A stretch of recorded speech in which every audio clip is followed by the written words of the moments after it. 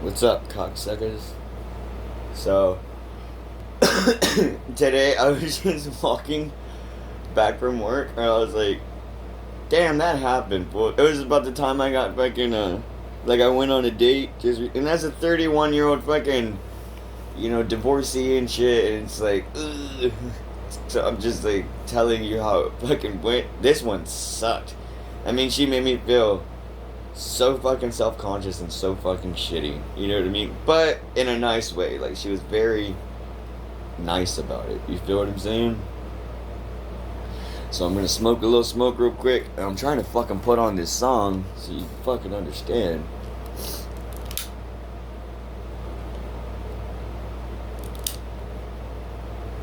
Like, this is how it is, fool. Like, from a boy's point of view. You know what I mean? Come the fuck on, dude. God damn it. Ever since fucking 5G came around, dude, phones have been going slow as fuck.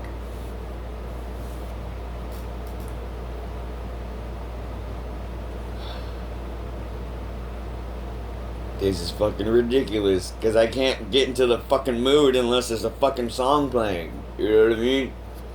Then it just sounds like I'm bitching and shit, but I'm not. This is just, I understand that this is what happened. And then I understand, like, you know what I'm saying? Like, hey, some girls don't like you. Not, like, you know what I mean? We still chit chat every now and then, but it's like, well,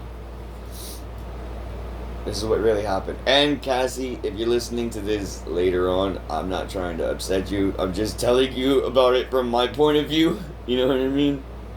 Jesus fucking Christ, dude. Fuck. Sometimes I think that fucking YouTube is fucking listening, because all of a sudden when I start talking, everything slows down and the circles go and it asks you for your permissions.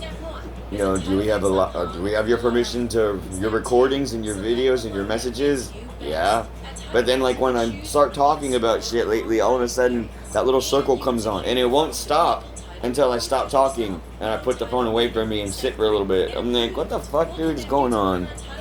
That better be a fucking signal connection, you know what I mean? But then when I click on it, it pops right up. You know what I'm saying? So let me hit my bowl full.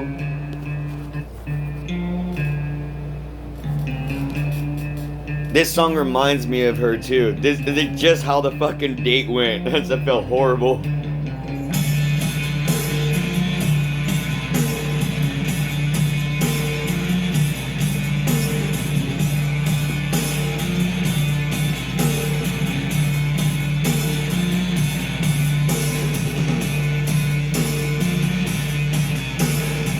And this band, it's called the Black Angels. This is their Passover album.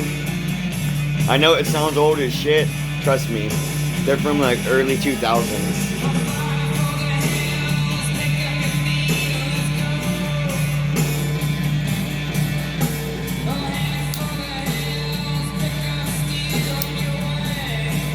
So, on with the story. So I was on LSD, fool. And I was just like, I had no one to talk to. And I was feeling it. You know what I mean? I was on a lot. But I was just, it wasn't like where I was a crazy, I can control myself on that shit. You know what I mean? So I was just going through my friends and seeing who's online and sending them messages like, hey, what's up?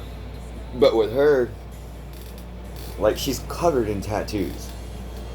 Like, even in real life, I'm intimidated by that. Like, I would never walk up to a female that looks like that and just talk to her. Like, that's something else. That's a totally different lifestyle than mine, or it is now. You know what I mean? So when I saw her picture, she's covered in tattoos. She's got tattoos on her neck all over. So I was like, I just told her the truth about what I was feeling, because like the LSD was coming on strong, and I was having feelings for once. You know what I mean? And then so I told her, you're intimidating, fool. Like, for real. Like, just, you're intimidating. She's like, no, I'm actually a lot nicer than you think. And I was like, well, just saying by the way that you look. And I judged her. You know what I mean? Like, I I don't mean to judge people like that, but it happens. Like, we're all guilty of that. Like, you know what I mean? You see someone covered in tattoos, and then you get to know them, and then they're like the nicest person ever. You know what I'm saying? Or like my deal is, because I'm being truthful here. Like, black people, I fucking don't like black people. Once I see your skin, I automatically don't like you. And I know that's gonna upset people. I don't give a fuck. I'm telling you the fucking truth. Like, I'm not this new progressive shit. I'm old school, hardcore, hard headed. You know what I'm saying? So when she hit me up, she was like, no, I'm a lot nicer. I was like, bet. And then we just started talking. And I was on LSD, mind you, listening to music. And then we just started chit chatting. And I was like, well, like, I work over here. And then she told me where she works at. And then I was like, nice. And I was like, well, what does your schedule look like? You know what I mean? Because it would be nice to meet you in person, you know, and take you out for like a lunch or a dinner, whichever one you want. And she was like, yeah, yeah. I was like, really? And then my heart started fluttering. I was like, oh shit. She said yes. And I was like, you've seen what I look like, all right? Like, you still want to talk to me? Yeah. And I was like, oh fuck. Fuck. I was like, oh shit, I fucked up. I just couldn't believe that someone like that, so pretty, could want to talk to me. And so, later on, like a couple days later, she's like, I called her, I hit her up in the morning, and then I was like, yo, dude, turns out I'm off today. I read the schedule wrong. She's like, I'm off today too, until next week. And I was like, well, you want to have lunch or something? You know what I mean? She's like, yeah, I'll come pick you up, and then you choose a spot. I was like, bet, dude. So she comes, and man, dude, like, I knew she liked South Park and shit. Like, when she goes to sleep at nighttime, she'll put on South Park, you know, the seasons, and watch it, and just listen to it and go to sleep. And I was like, I know every South Park episode full, trust me, in detail. So I was like, oh shit, something we can talk about. But when she rolled up, fool, because she's a security guard over there down at the Houston docks. So I was like, she's just, you know what I mean?